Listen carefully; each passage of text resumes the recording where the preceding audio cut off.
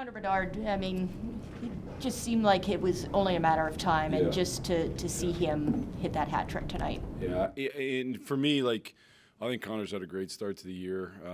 He's done so many things the right way. He's defending hard. He's stopping on pucks. He's doing a lot of things that create, that are winning hockey habits.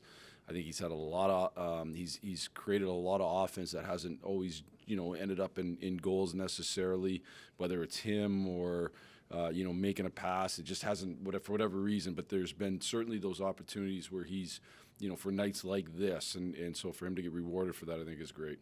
Well, and how critical was that third goal? Because you guys were coming off that second period, they're within one, and that kind of gave the confidence, or kind of got you guys back. It's a huge goal, and they were obviously pushing, and we needed to kind of have an answer, and those are big answers. When you can score like that, that's a big answer. So.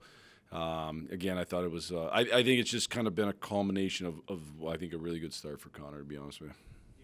Your challenge success rate probably hasn't been as high as you want this year. What am I 0-2? Yeah.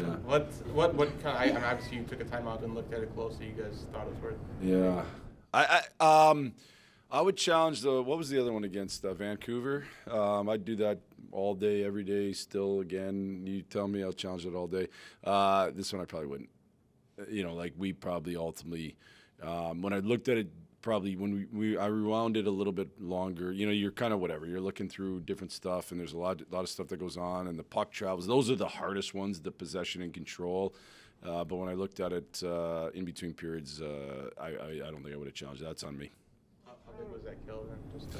I will say this. Sometimes, when you challenge, if you can get the kill, you do kind of gain some momentum from it. And there was definitely a feeling on our bench we should challenge it. And I'm not saying you should listen to, the players because they're emotional at times, but there was definitely a feeling that we should challenge it. So good for us. So we went out there, we killed it. We got a 2-0.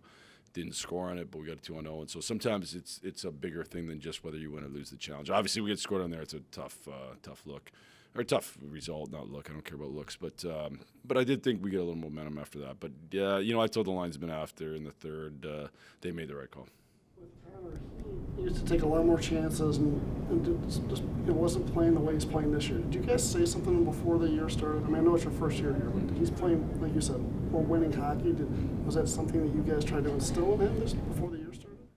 So the biggest thing I would say is where I've been super impressed with Connor is he wants to win more than anything else. And I've said this already this year. He wants to win more than he wants to score. He wants to win more than he wants to point. He wants to win. And I would say that true of the rest of the group in the locker room. To be honest with you, I think they all really want to win. They don't want to be scorers on bad teams. And Connor and every other guy on the team, we talked about the importance of winning hockey and winning hockey habits, and that's been a message going back to the summer, individual conversations we had throughout the summer, into not just with Connor, with all our guys, into training camp day one, into the first day of training camp was all about winning habits.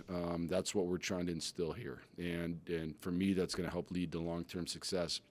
It's nice to see Connor have an offensive night like tonight to get rewarded for the good two-way play that he's had, because what I don't want is not get rewarded and then all of a sudden you start cheating for your offense, because that'll equal not winning. And so he's done it the right way, and I'm good for him. It's been great.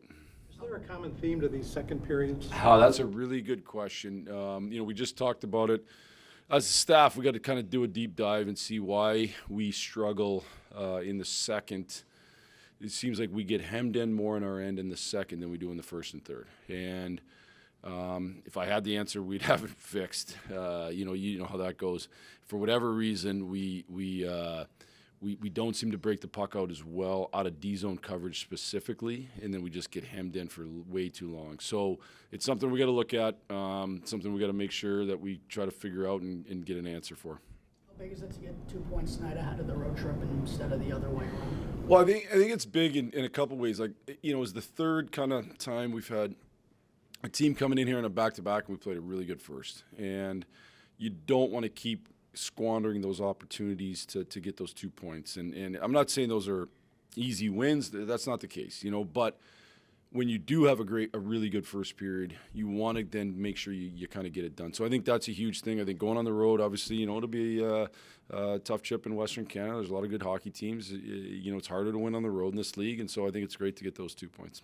You mentioned the 2-0 on the first penalty kill with the challenge, but how nice is it to get the reward for Frank on that shorthanded goal in the third period when you've had seemingly a lot of chances to get shorties? Yeah, no doubt, and I think shorthanded goals are something that are real important. I think it's a big part of penalty killing if you can score, because it ultimately, if you kind of get the reputation you can score, it puts the other team on their heels before the game starts.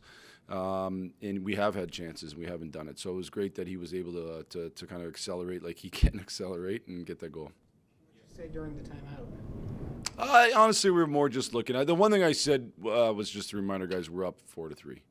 Like, we were the team in the lead, and sometimes when another team's mounting a comeback, it feels like you're down, and we weren't. We were up 4-3, and no matter what happens on the challenge, we got to react positively and make sure we find a way to kill it and move on.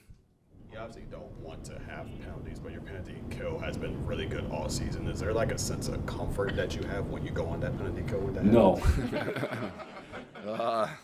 But I will say this, like, I thought early in the year it wasn't great, but we kind of got away with some. I think it's been much better. Like, I thought tonight it was actually pretty good.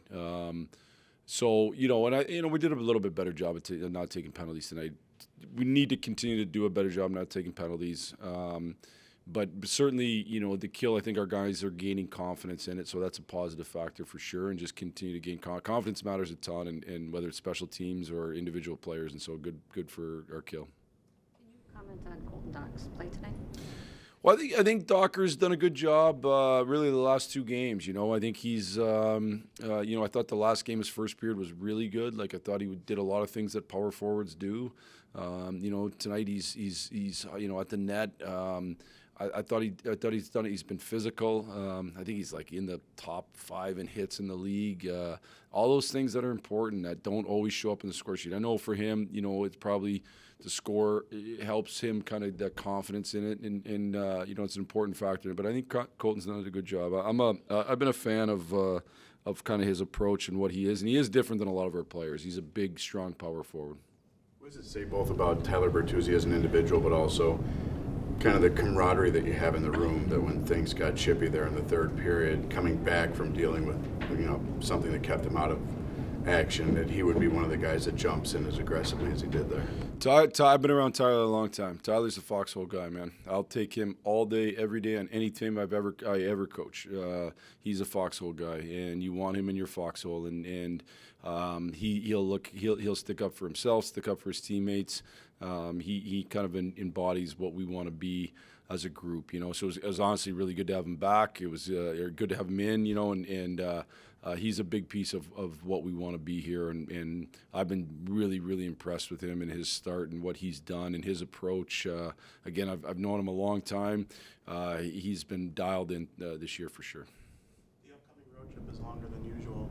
Is there anything special you do to prepare for a trip like that? Debate 2 suits versus 3.